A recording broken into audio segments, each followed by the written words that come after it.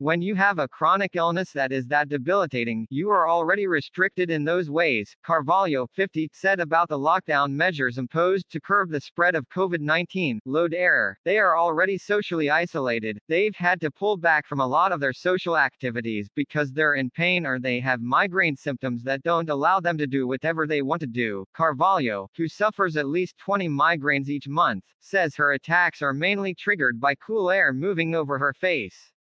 She said the throbbing pain on the right side of her head can last as long as 9 days. It's incredibly debilitating when I am in the midst of an intense attack.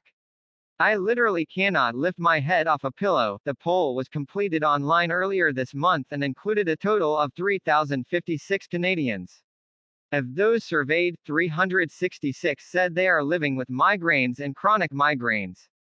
The results were released on June 16. It can cause severe headaches, usually on one side of the head.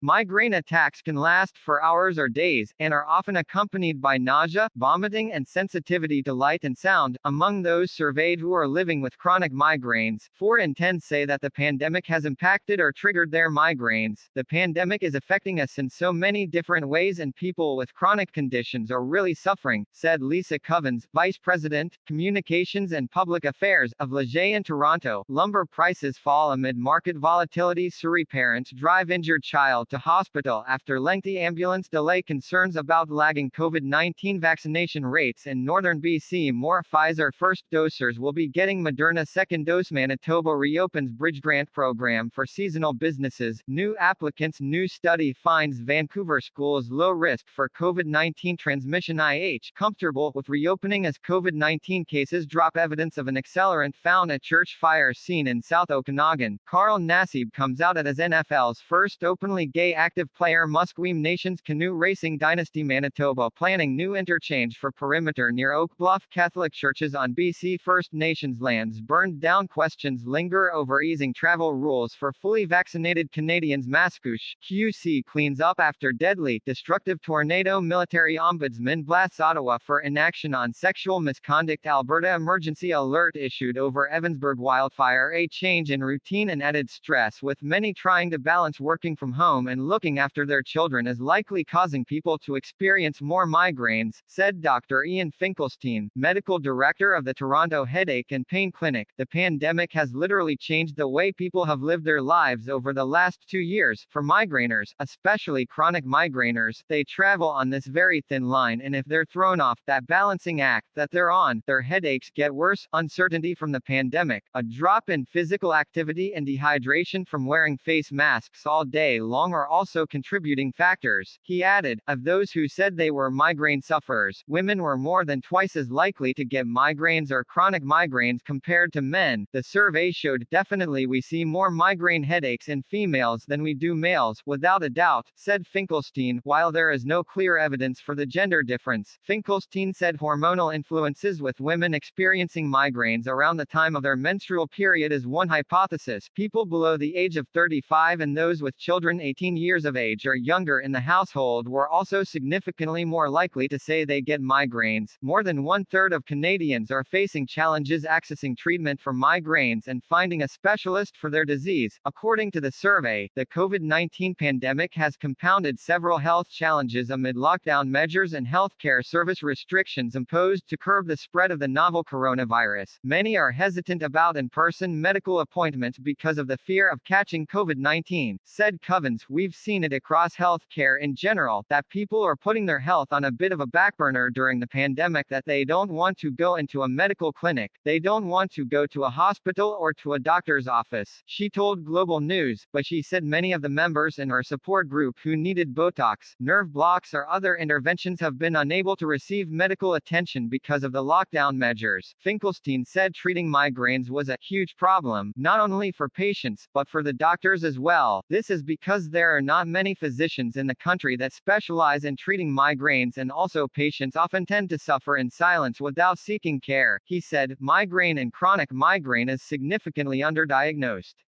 and undertreated, not only in Canada, but actually globally.